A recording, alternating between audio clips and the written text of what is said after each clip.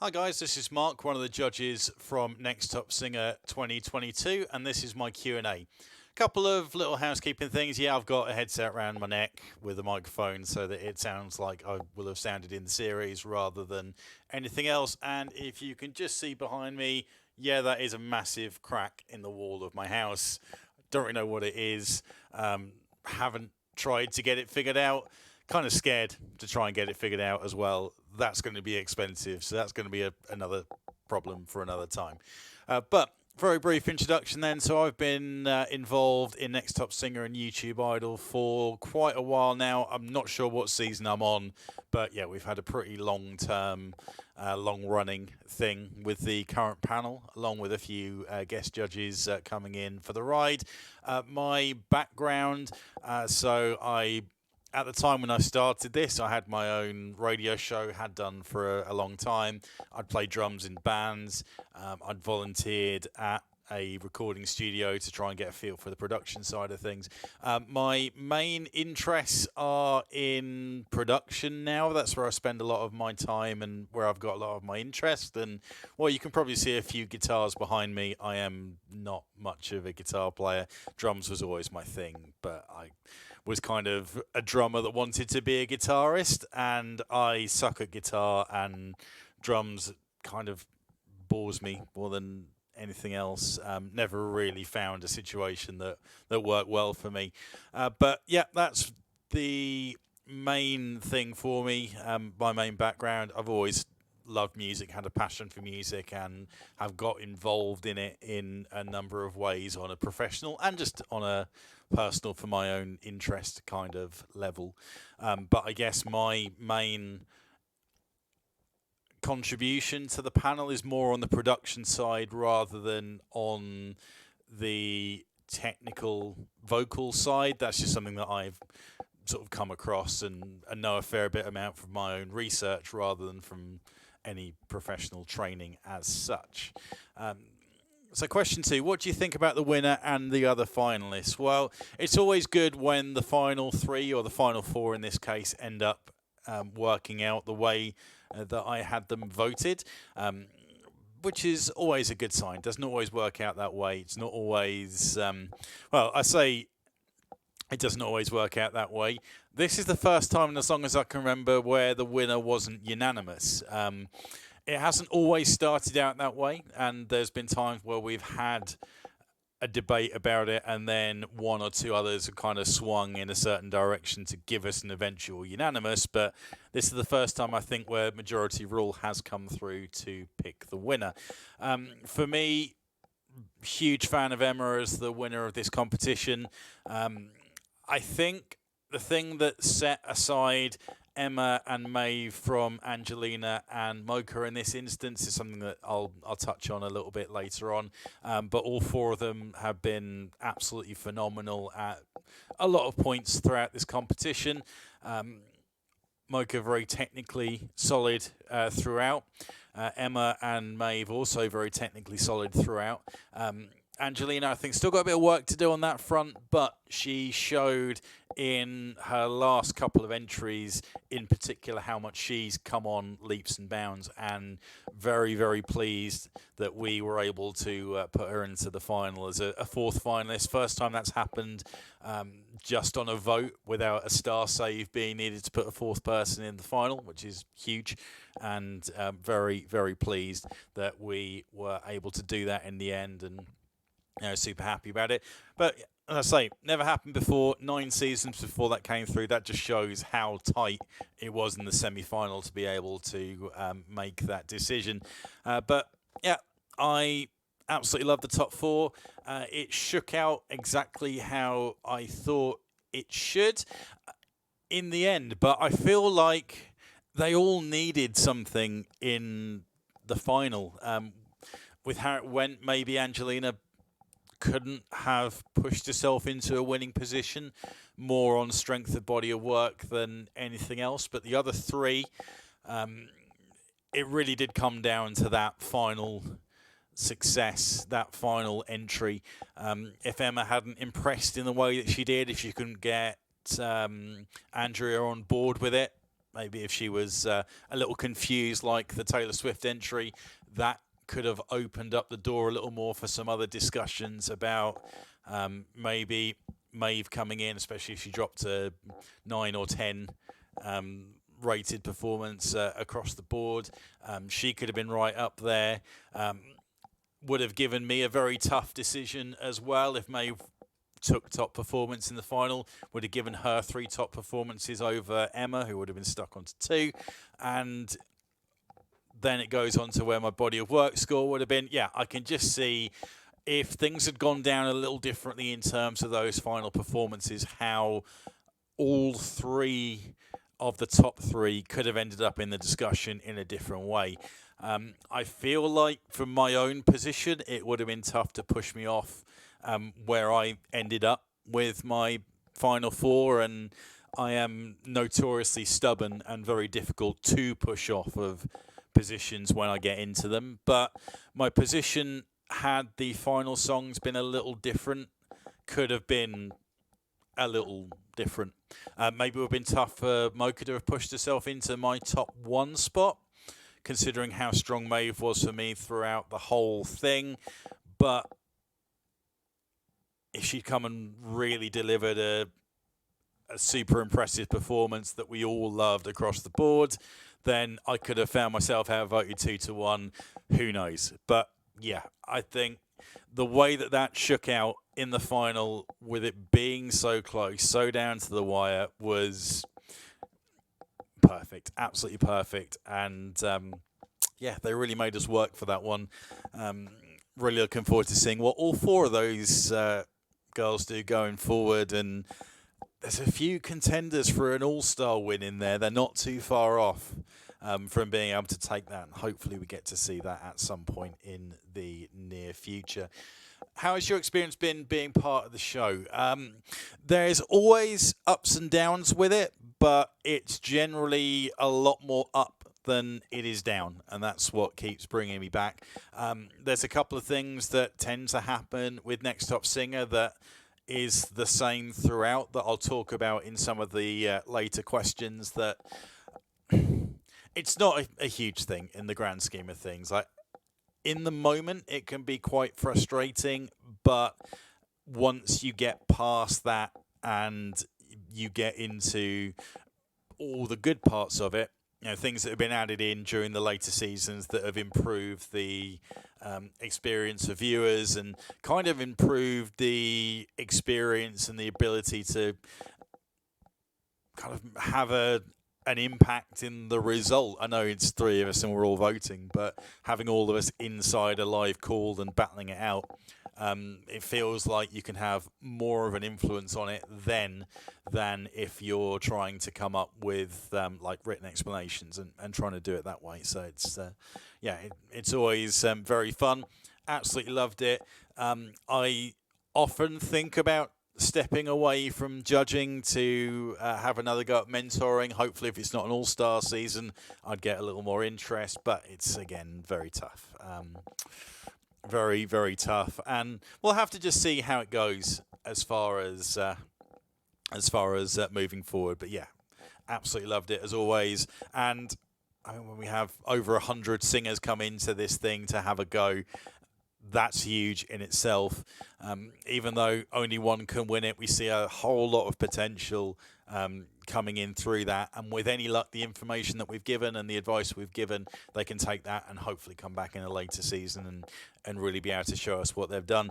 And with that, that is a hugely positive thing. That makes this whole thing worthwhile, and I absolutely love that aspect of it.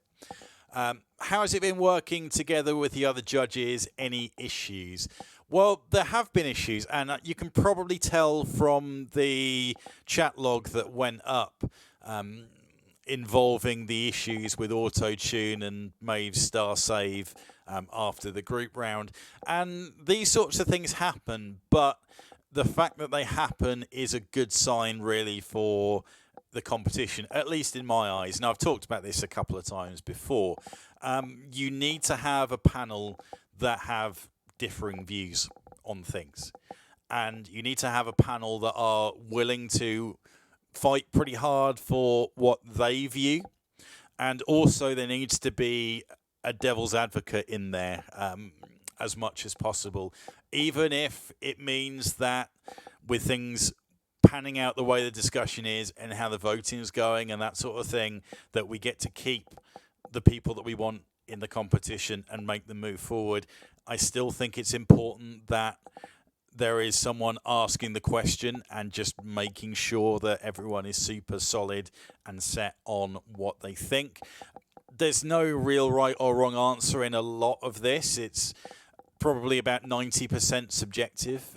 There's a few things that you can be fairly certain about, in terms of you can figure out how much dynamic there is in an entry by looking at waveforms and the difference between them and that sort of thing. But yeah, a vast majority of this is subjective, and as well as being subjective in terms of certain criteria, we've all got criteria that are different from each other, and we've all got certain weightings that we give to criteria. Being able to deliver an emotional connection is huge for me. Being able to get high belting is huge for Petri, for example. We had that kind of discussion, and what's important for him is less important for me, and vice versa. And I think we've got that balance in terms of the panel. It's usually me that is the outlier that has to be talked down from all of my crazy ideas, crazy suggestions. But the fact that we have that is what we need. If there wasn't fights, there wasn't debates, there wasn't issues that cropped up, if there weren't snagging points between the panel, then either there is a big disparity in the quality of one or two singers compared to the rest of the pack, or you've just got three judges together that they're all looking for the same things, they all agree on too many things. That, while it makes it nice and easy, that doesn't make for the most entertaining series, and that doesn't necessarily get the right result out of it either. I think you need to, or we as judges need to show that we've covered every avenue, and then from that point, even though you may not agree with our opinions and the result we get to, at least we can justify that we got there by following the full process. And I think that's something that we have done pretty well all in all. It's something that I worry about more when I step away from the panel. I tend not to want to sit anything out, only because I can be that divisive voice in there, while we haven't necessarily always had that from guest judges that have come into the mix. Sometimes we have, and that's something that I just kind of have in the back of my mind. But I think with the panel as the three as it goes, that has been a good fit throughout. And the fact that there are clashes, well, there need to be clashes for this to work well, in my opinion. And yeah, we've had some guest judges come through this season and in previous seasons that have all done an incredible job, even though they may have voted out some of the singers that I have liked over those times. But you know, we're not all going to agree on everything. Have you liked the new scoring system? Well, I don't think I'm stealing these points from the season before, because I just had time to record and thought I'd take that opportunity. But I like the point system more than I thought I did. It was tough to kind of take something that is subjective and an opinion and then quantify it into a number. But in starting to do that, that's helped me quite a lot. Particularly in previous seasons, or the previous season when we first did it, pretty much every time, it gave me the exact number of people on a certain score. This time around, I think I had to make a few more decisions as far as that goes, but the scoring system does help. It helps in allowing for us to get an easy comparison in a table, which makes it worth talking about. It gets me thinking a little more about what criteria I want and how important they are. which gives me a basis for where my score comes from. It also gives me a basis for where I vote, and then it gives me a basis to then argue when we get into that situation. I think it's just helped me nail it on in terms of what I want to bring to the table for the live deliberations. But majority vote is the way to go. I don't think we can really get away from having majority rules with the opportunity to talk about it and try and get someone to shift onto your side. I don't think we can decide it based on purely a point system because it is so subjective, and I think a lot of the close situations needs to have that discussion and the ability to sway and the ability to maybe pick on some intangibles that don't really fit a number system. What do you think about the other contestants, and then anyone specific you want to mention? I can't think of anyone that I particularly want to mention offhand. I think we've had we've had over 100 entries, our biggest entry field so far, and it's tough to kind of remember, especially in those early stages, who's come through it, and there's a lot that we need to chop out along the way to make it happen. Again, even though they didn't make it into the top three, there's a few names that I can think of that have a lot of potential and a few things that they can work on to be able to come on leaps and bounds. Huge fan of Nathan and the work that he did, considering he's not professionally trained and still has a lot to learn in terms of mixing. I think with him, he's got a lot more dynamic in the locker that he is just projecting in his natural voice, but there is something between the recording process, the mixing process, where that's getting lost, and if he can bring that in, then that's going to add a complete other dimension.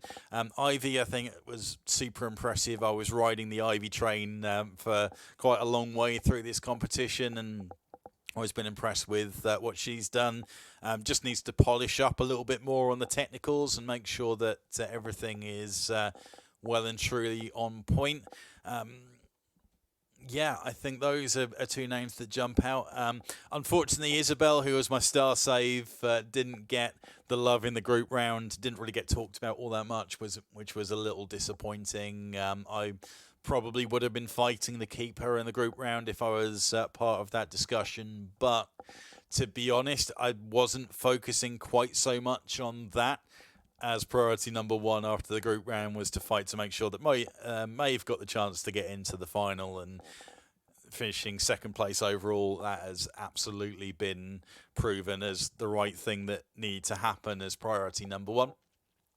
But yeah, I think having those rolled R's with the Spanish vibe that she had going was incredible, and yeah, there's a lot of people that are missing out that I can go back over, and hopefully they've taken some great feedback. There were a lot of voices and a lot of contestants in this that have the potential to take down another season or an all-star season at some point. There's just things that weren't where they needed to be to get to that kind of level yet, but they're all things that can be worked, and they're all things that are within their reach, and I'm looking forward to seeing what everyone can bring to the table going forward. Hopefully you use the share channel, let us know what you're getting up to, keep involved in the Discord, and get the opportunities to jump in again at another point. Favourite theme and episode, and why? So this tends to be the same throughout. When we do this, it's always the judge's choice for me. That is a huge round that I absolutely love putting my thinking cap on for.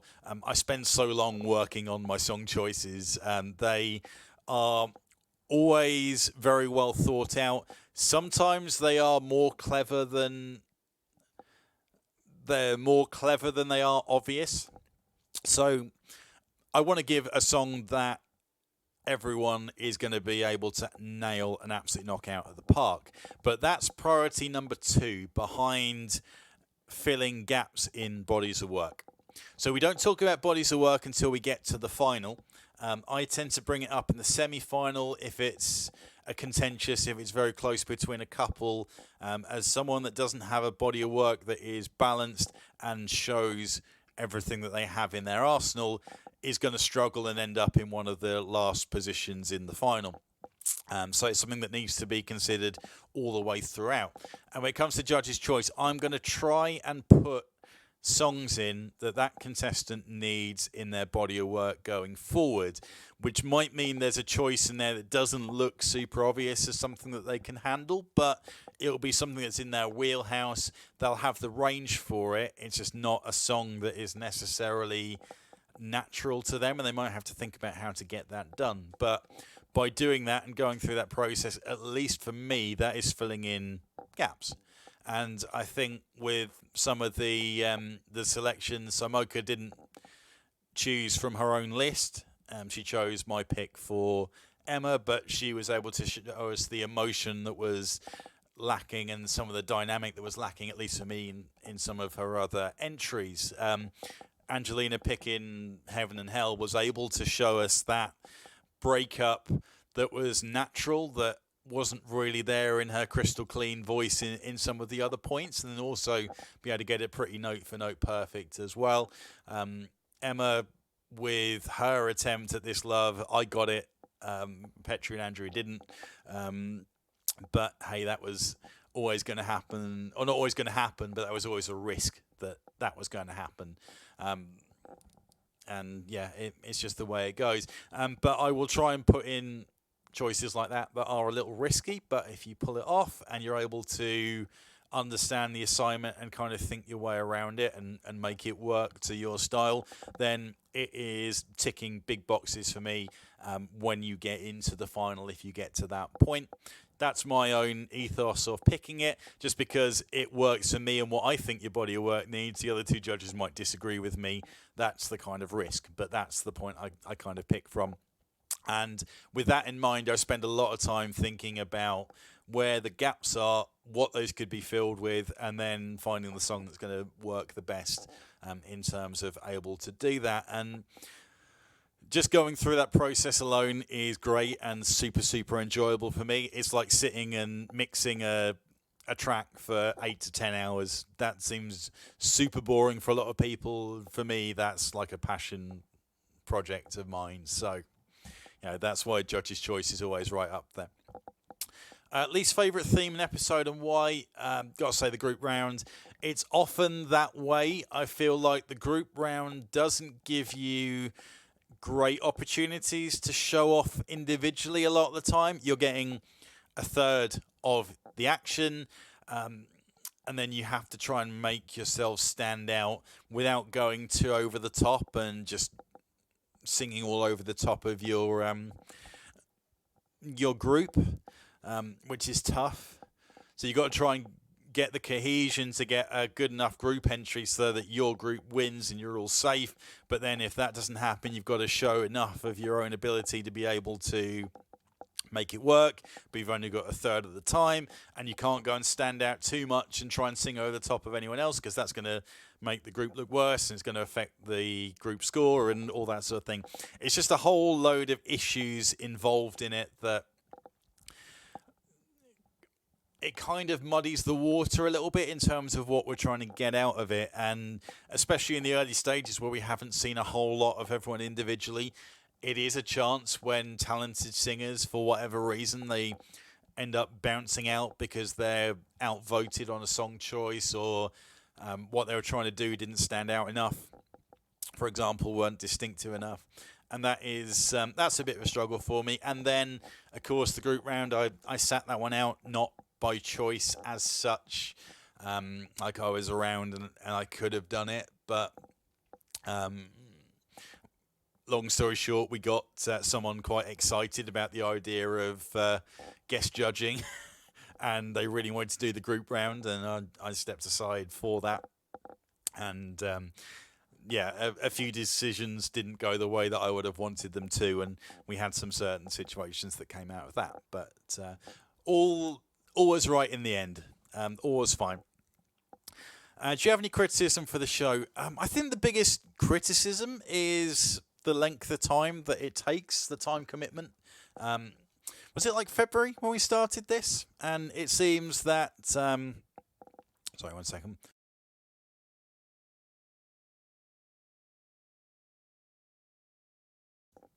Sorry, definitely should have bought myself a drink. But yeah, the length of time, I think it must have been February since we started doing the casting stuff. And considering the format feels quite condensed, like we have to chop a lot of singers in a lot of those rounds to get into the top 3. So it's like there's a lot of people going. There's not that many chances to sing and impress, but the thing ends up taking, best part of 6 months, longer than 6 months to get to the end. And we're not super dragging our heels in terms of, we have to wait weeks to be able to get together to do the deliberations and that sort of thing. It's just a long process to get all this stuff done, to get the entries made, to get all the videos, etc., recorded and edited. And yeah, it's just a long and time-consuming process to be able to get there. I would love for things to change in terms of we have more rounds, but we chop less singers in those rounds, so everyone gets more chance to perform more stuff, and then it might be easier to... there's just more material to be able to judge from. That would be incredible, but we haven't got a year to spend on this to finish it off, and the like. And yeah, it'd be great if it just wasn't such a long time commitment to kind of have Next Top Singer in the back of our minds as something that's going on. But that's what happens with a production that is the size that it is. Basically Petri doing a lot of the heavy lifting with not a whole lot. I guess some offers have come in, but when it's your project and your baby, it's also a little difficult to let go of it. Yeah, it's tough. Unless there is big budget going on, big production budget, and then certain things can be outsourced just to get the stuff cranked through, then yeah, it's by the by. In theory, you could do an 8-round. If you did it on a 1 week per entry, you could potentially do an 8-round competition in the space of 2 to 3 months. If you were outsourcing and you could get things out on a weekly basis and whatever, it's just, yeah, it would just be super, super difficult and, a far more involved and an intense situation, a far more expensive thing to be able to do that. So it's not really viable, but that's the main thing that stands out to me. Do you have any tips for future contestants? I have got one tip, which I think is going to be helpful. Now, this isn't the be-all and end-all, because how I picked my top 2, the top 2 were the most technically proficient, in my opinion, anyway, throughout the bodies of work, throughout the 6 entries that they put in. But the top 2 and my winning pick throughout the history of the competition really is generally someone that has a pretty good idea from early doors in the competition what they are as a singer and what they are as an artist and what they bring to the table.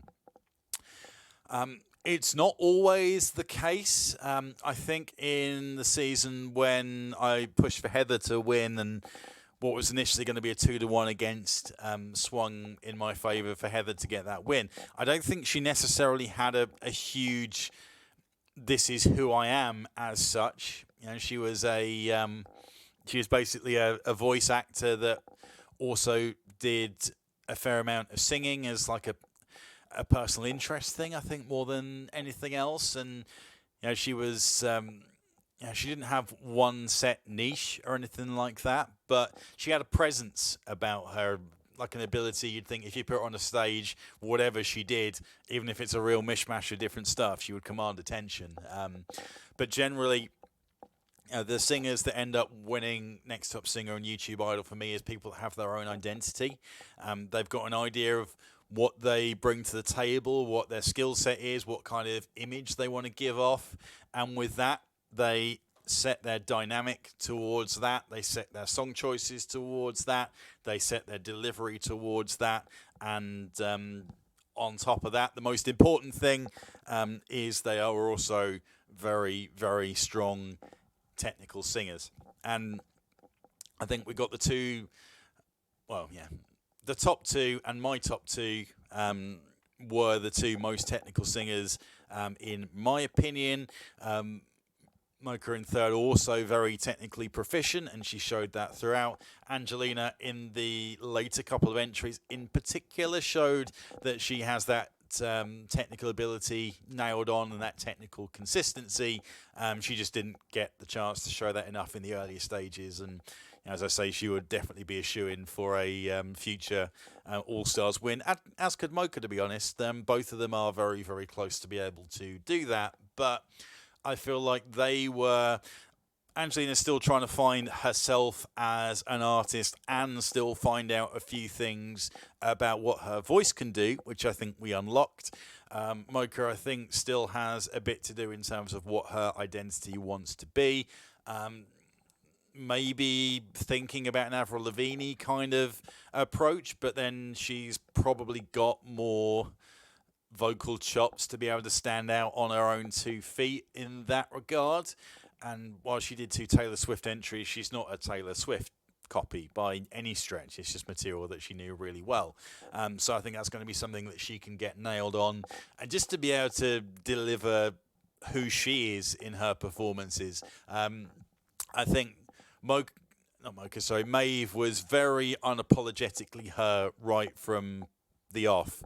And while Emma she wasn't so flamboyant about it, she wasn't so in your face, this is who I am, look at me, but she has a certain style, and she's in that mezzo-soprano range, and she absolutely embraces that. She picks artists and songs that fit into that, and then even right down to, instead of Taylor's version, Emma's version in brackets on the video, as she completely changes her approach to that song. Just shows that she's got that confidence in being who she is and being a little different. And I think that is a huge thing. Not so much in the... Well, it won't come up so much in the early stages, but having that nailed on during those early stages means your whole body of work screams of you when we come and sit to look at it in the end. And then in doing that as well, it probably helps you in terms of having a direction with your song choices, a direction in terms of what kind of energy, what kind of key you want to be singing in, and that will probably boost you a little bit as well. So you've got a body of work that is well-rounded. It's all in your wheelhouse. It's all stuff that you're comfortable with.